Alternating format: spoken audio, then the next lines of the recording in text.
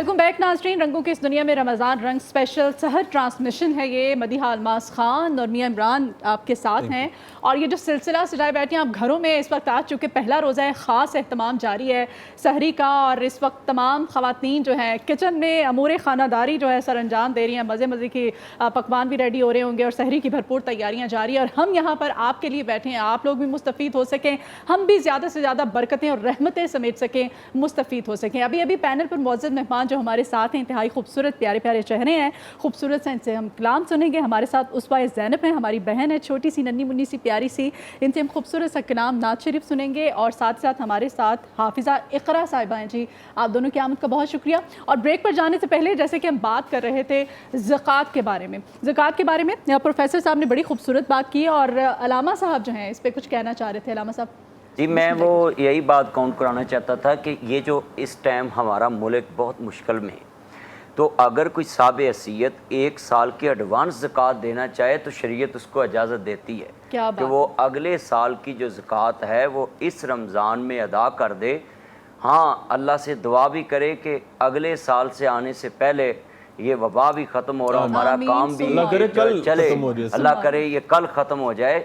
तो मेरा चाहने वालों को पैगाम है कि आप एडवांस ज़कात देकर अपने मुल्क को भी ऊपर लाएं और गरीब अवाम को भी ऊपर लाएं और उनकी खुशियों अपनी खुशियों में शामिल करें। और दूसरा मैं यहाँ बात नोट कराना चाहता हूँ, हज़रत मूसा अलैहिस्सलाम ने देखा ना एक आदमी को, तो वो कहने लगे कि अल्लाह को मेरा मैसेज देना।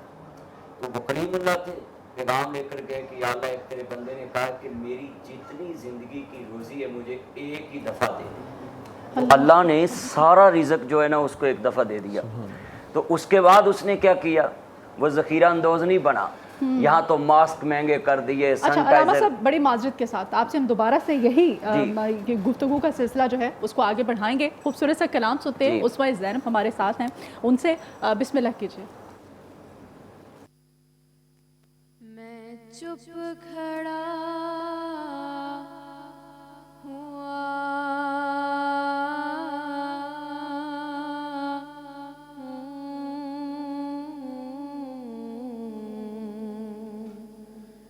दरबार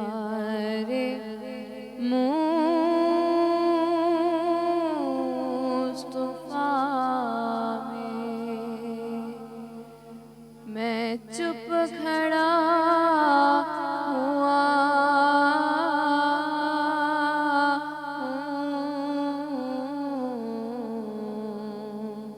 दरबार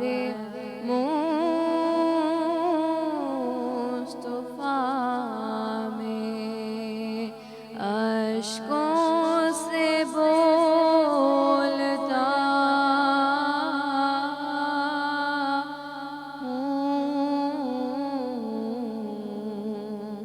दरबार मुस्तफा में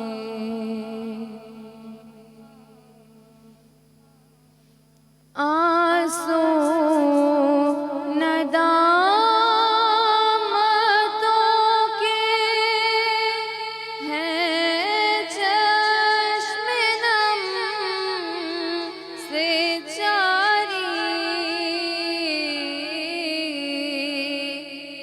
आंसू नदामतों के हैं चश्मे नम से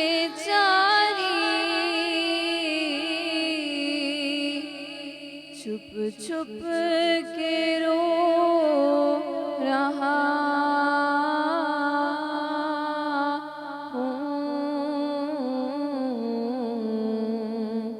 दरबार मुस्तफा में मैं चुप खड़ा हुआ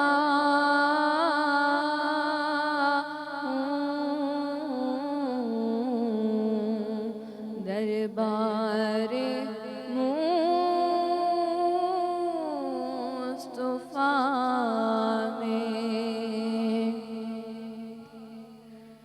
क्या भी मेरे रब का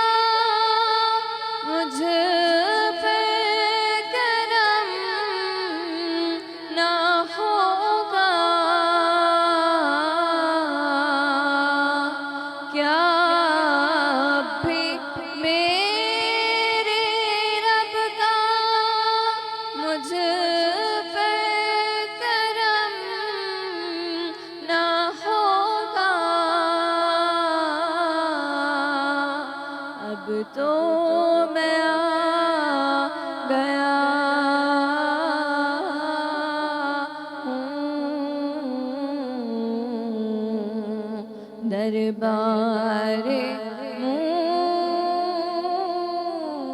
मुस्तफा में मैं चुप खड़ा हुआ हूँ।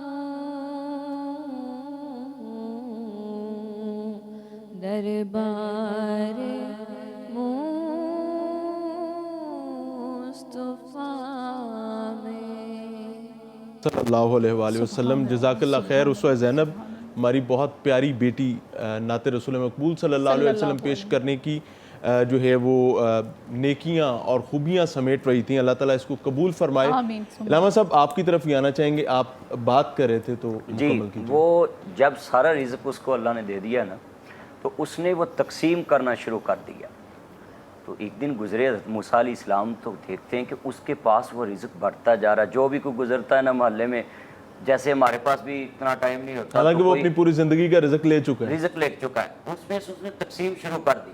सुभान तो अल्लाह। जब लोग गुजरते ना, कहते यार मेरे पास टाइम नहीं है, तो अब मेरा भी तकसीम, जैसे हम ईदी वालों को दे देते हैं, दूसरों को दे देते हैं कि यार ये मेरा गरीब जी तबका हाँ, जी देना। हाँ। उसने देखा कि वो तो अनाज की जो है ना गोदाम बढ़ते जा रहे हैं और लोग देख रहे हैं कि इसका ख़त्म ही नहीं हो रहा। हज़रत मूसा अलैहिस्सलाम फिर अल्लाह के दरबार में अच्छा, कहते हैं कि प्रोफेसर साहब को शामिल गुफ्तगू करते हैं। आपको बार बार इंटरप्ट करें, जी। आपकी ऑडियो में थोड़ा सा प्रॉब्लम आ रहा है। हम जी, चाहते हैं कि करें, ज़रा ऑडियो ठीक हो जाए, उसके बाद फिर आपसे यहीं से हम गुफ्तगू के सिलसिले को आगे बढ़ाएंगे। प्रोफेसर साहब, आप क्या कहना चाहेंगे? जैसे कि अभी आप बड़ी खूबसूरत गुफ्तगू कर रहे थे, सही रोशनी डाल रहे थे आप, कि जो भिखारी हैं, जो मांगने वाले हैं, वो सरेआम मांग लेते हैं, ठीक है। लेकिन हमारा एक तबका वो भी है जिसे वाइट कॉलर तबका कहते हैं, जिसे हम सफ़ेद पोश तबका कहते हैं। ये वो तबका है जो कि अपनी इज़्ज़त नफ्स के हाथों मजबूर होता है और हाथ नहीं फैलाता किसी के सामने। क्या कहना चाहते हैं? दीन इस्लाम जो है हमें क्या अहकामात देता है ऐसे लोगों के बारे में कि हम उनको हेल्प आउट भी कर दें, किसी को पता भी ना चले, उनको शर्मिंदगी का सामना भी ना करना पड़े? इस बारे में क्या कहता है कुरान? अल्लाह की राह में ख़र्च करने के हवाले से दोनों तरीके शरीयत के अंदर राइज हैं और उसकी इजाज़त है। सीधी तरीके से भी दी जा सकती है, यानी खामोशी के साथ, सही। और एलानिया तरीके से भी दी जा सकती है। एलानिया तरीके में तरगीब का और मोटिवेशन का पहलू आ जाता है कि अगर मैं ये दे रहा हूँ तो दूसरों को भी एहसास हो कि इसकी खिदमत करनी चाहिए। एक जज्बा पैदा होता है ना तरगीब का, मोटिवेशन ठीक का। है। फिर फस्तबिकुल खैरात के तहत जज्बा पैदा होता है नेकियों में सबकत ले जाने का। जी जी। सोशल मीडिया पे बहुत सारी चीज़ें हम रोज़ाना देखते हैं, बड़े बड़े अच्छे आइडियाज़ लोग फ्लोट करते हैं। मैं एक पोस्ट पढ़ रहा था जिसमें ये लिखा था कि कोई मुश्किल नहीं है कि अपने गली मोहल्ले में लोगों को तलाश करना कि जो सफ़ेद पोश है। आप किसी भी अपने स्टोर पे, जनरल स्टोर पे, किराने की दुकान पे चले जाएं, उसका जो रजिस्टर होता है, जो उधार सौदा लेके जाते हैं, क्या बात, जो महीने के क्या बाद बात। जिन्होंने अदा करना है, क्या बात। आप उससे बात कर लें हाँ। कि आपके पास कितनी फैमिलीज आती हैं जो उधार पे सौदा लेके जाती हैं, तो आपने उनको सौदा रेगुलर देना है, पैसे हम देंगे। बेशक, अल्लाह। ये भी एक तरीकाकार है कि अगले बंदे को पता तक ना चले। मैं इस कैफियत से थोड़ा सा पिछले दिनों में गुजरा, कुछ ख़ानदानों और कुछ फैमिलीज़ ने रब्ता किया। यकीन जाने कि ऐसे ऐसे नाम यानी सुनने को मिले कि बंदा यकीन नहीं कर सकता था कि ये इस बंदे के भी यही हालात हो सकते हैं। ये कैफियत है इस वक्त हमारे माशरे में। तो शरीयत जो है बुनियादी तौर पर, मैं तो ये जो हमारा मज़हब है ना, बुनियादी तौर पर ये इंसानियत की खिदमत का नाम है। ये दुखी इंसानियत की खिदमत का नाम है। मैं आपको बताता हूँ कि नबी अलैहिस्सलाम बिअसत से पहले एक NGO कायम की थी नबी अलैहिस्सलाम ने, जिसका नाम हिल्फुल फजूल भी बोलते हैं और हल्फुल फजूल भी बोलते हैं।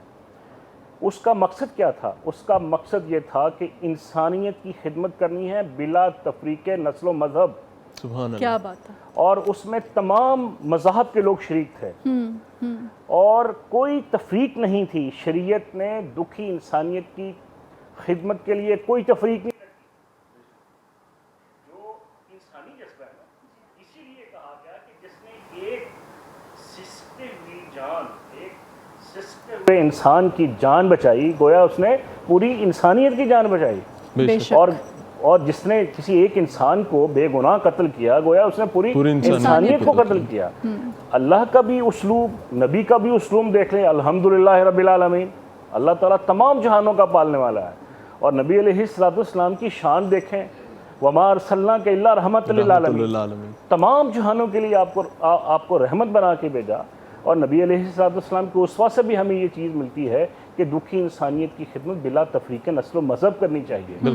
लिहाजा ये बेहतरीन अल्लाह ने हमें मौका दिया है रमज़ान में ज़्यादा से ज़्यादा नेकियां समेटने का। सही। पहले तो एक तो प्रोफेशनल लोग हैं ना हमारे, वो भी इस फ़ज़ा और इस मौके से नजायज़ फ़ायदा उठा रहे हैं। बिल्कुल ठीक है। प्रोफेसर साहब, एक चीज़ मैं पूछना चाहूँगा, रहनुमाई चाहूँगा कि पर्दा, अल्लाह ताला भी अपने इंसान का पर्दा कायम रखता है और इंसान से भी यही तवक्को मुआशरा भी करता है और मालिक भी करता है। तो आपने एलानिया तकसीम की बात की है, एलानिया तकसीम के खाते में क्या उस शख्स को जो राशन तकसीम कर रहा है कोई ये इजाज़त तो नहीं देता कि आप उस बेटी, उस बहन जो आपके पास लाइन में लग के राशन लेने के लिए आई है, अपनी मजबूरी की वजह से आई है, और आप उसको किसी तज़हीक का, तहकीर का निशाना बनाए अपने फ़ोटो सेशन के चक्कर में, और वो नदामत से सर झुकाए खड़ी हो और आप सीना चौड़ा करके, चूँकि 4 बोरियां राशन की आपके पास मौजूद हैं, तो आप उनको बांटने के लिए, क्या इसकी इजाज़त तो नहीं ना इस्लाम देता? तो एलानिया में इस पे ज़रा क्लियर कर दें। इन्नमल अमालु बिन्नियात के तहत अगर तो उसकी जो एलानिया तौर पर फ़ोटो सेशन करवा रहे हैं ना, अगर उसकी नीयत में रियाकारी शामिल है ना, तो उसको उसका अजर नहीं मिलेगा। इन्नमल अमालु बिन्नियात के अमाल का दारोमदार आपकी नीयत पे है। सही। अगर उसकी नीयत ये, बाज़ दफ़ा आपने देखा होगा मस्जिद में मौलवी साहब ऐलान करते हैं कि फ़लाँ ज़रूरतमंद को मदद की ज़रूरत है और उसके लिए हम चंदा इकट्ठा कर रहे हैं। कौन कौन ऐलान करता है? एक आदमी खड़ा हो जाता है, जी मैं 50,000 देने का ऐलान करता हूँ। दूसरा आदमी कहता है, जी मैं 1 लाख रुपया देने का ऐलान करता हूँ। वो क्या है? वो तरगीब है। बिल्कुल। और उसमें भी नीयत का अमल दखल है। इन्नमा अल-अमालु बिन्नियात, यानी आप ये समझते हैं कि वो नीयत, चूंकि नीयत का पैमाना मेरे पास नहीं है, ना इस मुआशरे के पास है, वो अल्लाह का मामला है, उस बंदे का और अल्लाह का मामला है। तो हमें कोई इजाजत नहीं है इसमें। देखिए उसमें एक चीज़ मैं आपको बताऊँ, मसला ये है कि बाज़ दफ़ा हमारी जो लीडरशिप है या पॉलिटिशियंस हैं या MNA हजरात हैं, MP हजरात हैं, उनका चूँकि एक समाजी नेटवर्क होता है, एक सोशली उनका एक हल्का अहबाब होता है। उन्होंने अपने लोगों को किसी न किसी अंदाज से अपने बताना होता है कि हम आपकी खिदमत कर रहे हैं। ठीक है, मैं मौजूद हूँ, मैं जिंदा हूँ, आपके दरमियान मौजूद कर रहा हूँ। बाज़ दफ़ा होता ये है कि फ़ोटो देख के 4 और मुस्तक उसके घर पे चले जाते हैं, जी मैंने फ़ोटो देखी थी आपकी, आप आटा तकसीम कर रहे थे तो मुझे भी 2 बोरियां दें। बात यह है कि हर चीज़ को हम बिल्कुल एक नेगेटिवली ना लिया करें। For sake of positive, इसको हम अल्लाह और उसके दरमियान छोड़ें। उसके पॉजिटिव पहलुओं को नज़रअंदाज नहीं करना चाहिए। चले, ये तो हो गया कि इंसानियत के हम किस तरह से लोगों को अपने इर्द गिर्द के जो है हेल्प आउट कर सकते हैं, या कुछ ये, चूँकि आज का हमारा जो मौजू है वो है जी रमज़ान का हक हमें कैसे अदा करना है, क्या क्या हम करके रमज़ान का हक अदा कर सकते हैं। प्रोफेसर साहब इस पर भी रोशनी डालिएगा कि हम इबादत जो हैं, वज़ाइफ होते हैं ख़ास किस्म के, पहला अशरा मुबारक जो है, आज पहला रोज़ा है, इसकी दुआ भी होती है। मैं चाहती हूँ हम दुआएं भी आपको बताएंगे, कुछ वज़ाइफ भी आपको बताएंगे कि किस तरह से ज़्यादा फजीलतें हम समेट सकते हैं। मैडम बात यह है कि हमारा जो लाइफस्टाइल है उस पे हमें नज़रसानी करनी पड़ेगी रमज़ान में। ठीक है। सोशल मीडिया के आने के बाद हमारी मामूलात ज़िंदगी बदल गए हैं। सही। हमारे हाथ में ये जो मोबाइल है इसने हमें बहुत बिजी कर दिया है, ज़हनी तौर पर भी बिजी कर दिया है और जिस्मानी तौर पर भी बिजी कर दिया है कि इबादत, तलावत, ज़िक्र, अज़कार, लिल्लाहियत, ये आप बाज़ दफ़ा लोग कहते हैं मैं तो तलावत कर रहा हूँ, मैं तो अच्छी चीज़ पढ़ रहा हूँ, अच्छी बात है, लेकिन माज़रत के साथ लोगों के मामूलात ज़िंदगी में पिछले रमज़ान, उससे पिछले रमज़ान मैंने बहुत सारे मुशाहिदात किए हैं। लोग लूडो खेल रहे हैं, लोग ताश खेल रहे हैं, लोग गप्पे लगा रहे हैं, जैसा मदरी साहब ने कहा क्रिकेट खेल रहे हैं। हाँ। यानी हमारे मुसलमानों में उस तरह की तरबियत और ट्रेनिंग ही नहीं है कि इबादत का फ़लसफ़ा क्या है, इबादत की रूह क्या है, तकवा क्या है, परहेज़गारी किसको कहते हैं, आंखों की हिफाजत कैसे करनी है, ज़ुबान की हिफाजत कैसे करनी है। हमने हाथों के देखें, आप अगर घर में बैठे हैं, आपके हाथों की मूवमेंट है, आप किसी ऐसी एक्टिविटी में मसरूफ़ हैं तो आपके जो हाथ हैं वो गुनहगार हो रहे हैं। आपसे मजीद भी हम जानेंगे प्रोफेसर साहब, बिल्कुल। चूँकि हमारे साथ इस वक्त खूबसूरत नात खां भी मौजूद हैं, खूबसूरत कलाम जो है वो भी हमने सुनना है। हाफिज़ा इकरा हमारे साथ है, मैं चाहती हूँ खूबसूरत सा इनसे कलाम सुने हम। बिस्मिल्लाह कीजिए इकरा। खुला है सभी के लिए बाब रहमत, खुला है सभी के लिए बाब रहमत, वहाँ कोई रुतबे में अदना नाली,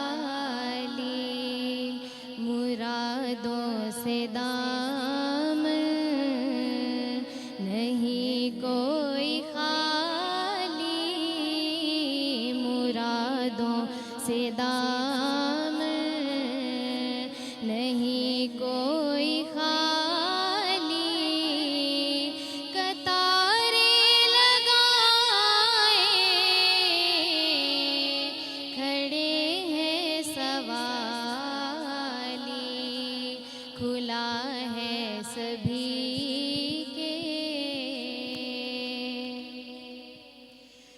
मैं पहले जब मदीने गया था तो थी दिल की हालत तड़प जाने वाली, मैं पहले